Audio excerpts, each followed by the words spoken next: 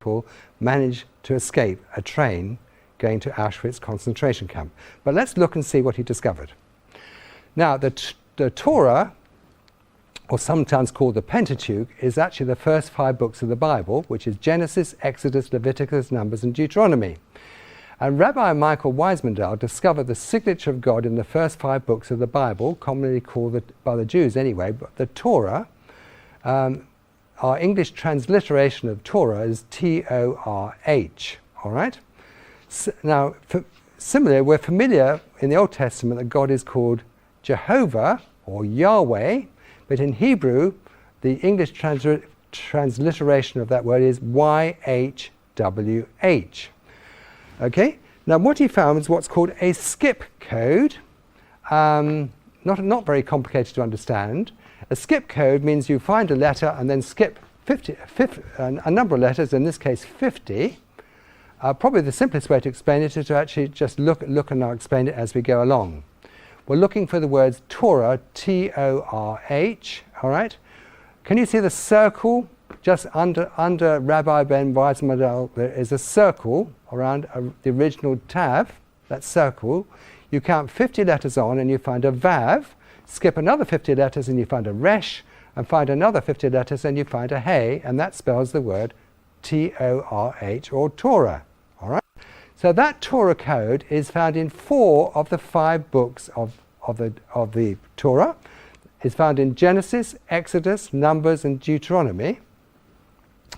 Now, if you look at the bottom of this particular slide, you'll see in Genesis and Exodus it's spelled T-O-R-H, T-O-R-H. The last 2 books of the Torah, or the Pentateuch, it's spelled backwards. In other words, H-O-R-T, H-R-O-T, going backwards. So in other words, they're both pointing to the central book of Leviticus. And in Leviticus, this rabbi, Michael Weismandahl, he found another code. The Yahweh code, every 7th letter, that very significant letter, 7. The name Yahweh, the first Yod, there's the actual beginning of the book of Leviticus. The first Yod circled on the right there, just under the picture of the Bible, all right? Just under the picture of the Hebrew text, I'm sorry. You find the first Yod, then skip 7 letters, and you find a Hey, and then skip 7 letters and find a Vav, and skip another 7 to find a Hey, which spells Yahweh, which is the name of God. The chance of that happening at the beginning of the book of Leviticus is 1 chance in 800,000. Now, I've actually twice met Chuck Missler. Many of you may have heard of Chuck Missler. Fantastic Bible teacher, and I've got virtually all his teaching.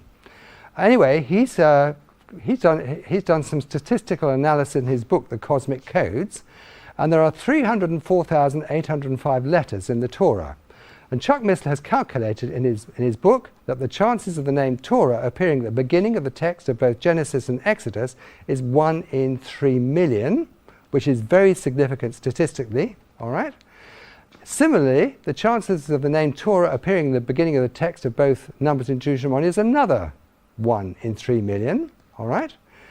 So the chances of the 5 separate constructions, Genesis, Exodus, Leviticus, Numbers, and Deuteronomy, is 1 chance in 10 trillion, which is impossible by chance. Look at me now. The Bible is supernatural. This could not be constructed by chance. There's no way anybody on planet Earth could make this construction. It's just not possible. The Bible is supernatural.